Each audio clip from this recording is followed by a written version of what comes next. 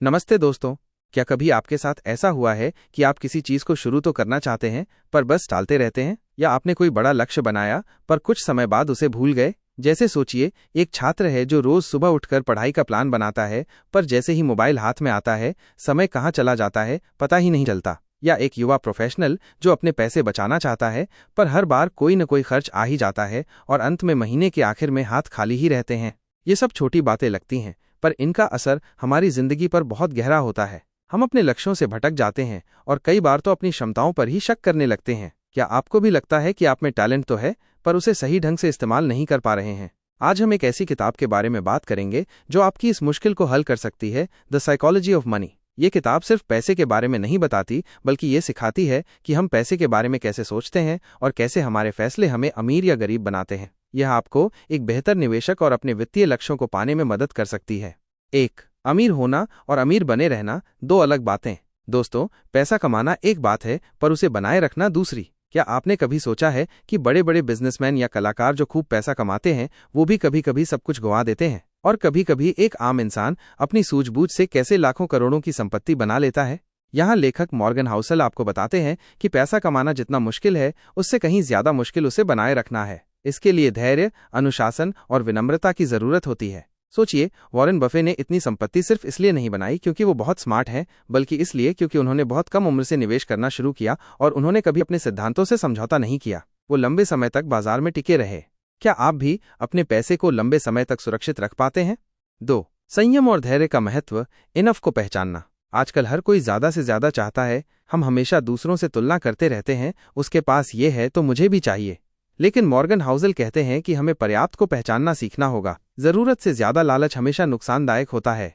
इसका एक बेहतरीन उदाहरण एपीजे अब्दुल कलाम का जीवन है। उनके पास सभी सुख सुविधाएं पाने का अवसर था, पर उन्होंने हमेशा एक साधारण जीवन शैली अपनाई और अपना पूरा ध्यान देश सेवा और विज्ञान पर लगाया। उन्होंने कभी भी पद या पैसे के पीछे भागकर अपने सिद्धांतों से समझौता नहीं किया। उनका पर्याप्त उनके मूल्यों और देश के लिए उनकी सेवा में था। क्या आप भी अपनी लालच को पहचानकर उसे नियंत्रित कर पाते हैं? 3. कंपाउंडिंग का जादू, समय का साथ। आपने सुना होगा कि समय ही पैसा है। द साइकोलॉजी ऑफ मनी में लेखक हमें कंपाउंडिंग की शक्ति के बारे में बताते हैं। यह वो जादू है जिससे छोटे छोटे निवेश भी समय के साथ बहुत बड़े बन सकते हैं। ये सिर्फ पैसों पर ही नहीं बल्कि हमारी आदतों पर भी लागू होता है। हर रोज थोड़ा थोड़ा सीखना, थोड़ा थोड़ा व्यायाम करना या थोड़ी थोड़ी बचत करना लंबे समय में बहुत बड़ा बदलाव ला सकता है। सोचिए, विराट कोहली एक ही दिन में इतने महान खिलाड़ी नहीं बन गए। उन्होंने सालों तक कड़ी मेहनत की, रोज अभ्यास किया और अपने खेल को निखारा। उनके हर छोटे प्रयास ने मिलकर उन्हें आज का विराट कोहली बनाया है। यही कंपाउंडिंग का सिद्धांत है। क्या आप भी छोटे प्रयासों से बड़े परिणाम की उम्मीद करते हैं? 4. किस्मत और जोखिम, एक अनिश्चित रिश्ता। हम अक्सर सफल लोगों को देखकर सोचते हैं कि वे कितने भाग्यशाली हैं, लेकिन हम ये भूल जाते हैं कि हर सफलता के पीछे कुछ जोखिम भी होते हैं और कुछ हद तक किस्मत भी काम करती है। मॉर्गन हाउसल हमें सिखाते हैं कि सफलता में सिर्फ मेहनत ही नहीं बल्कि कुछ हद तक किस्मत और सही समय पर सही जगह होना भी मायने रखता है।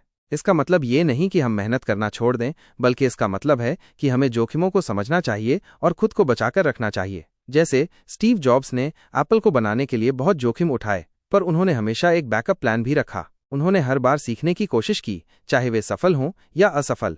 क्या आप अपने जीवन के जोखिमों को समझते हैं और उनके लिए तैयार रहते हैं? 5. अपनी वित्तीय कहानी को समझना, अपना रास्ता खुद बनाना। अंत में ये किताब हमें सिखाती है कि हर किसी के लिए पैसे का रास्ता अलग होता है। आपकी परवरिश, आपके अनुभव, आपकी सोच, ये सब आपकी वित्तीय आदतों को प्रभावित करते हैं। इसलिए किसी और की नकल करने के बजाय अपनी खुद की वित्तीय कहानी को समझना और अपने लिए सबसे अच्छा रास्ता बनाना जरूरी है। यह किताब सिर्फ निवेश के नियमों के बारे में नहीं है, बल्कि ये आपके मनोविज्ञान को समझने में मदद करती है ताकि आप पैसे के साथ एक स्वस्थ और सफल रिश्ता बना सकें। तो दोस्तों, अगर आप भी अपने वित्तीय भविष्य को बेहतर बनाना चाहते हैं और पैसे के बारे में अपनी सोच को बदलना चाहते हैं, तो ये किताब आपके लिए है। अगर आपको ये सारांश पसंद आया और आपको असली वैल्यू मिली हो तो इस वीडियो को लाइक करें, हमारे चैनल को सब्सक्राइब करें और कमेंट में बताएं कि पैसे के बारे में आपकी सबसे बड़ी सीख क्या रही है। अगली बार हम बात करेंगे एक ऐसी किताब की जो सिखाती है कैसे आप अपने लक्ष्यों को सच में पा सकते हैं और हर बार टालने की आदत से छुटकारा पा सकते हैं। धन्यवाद।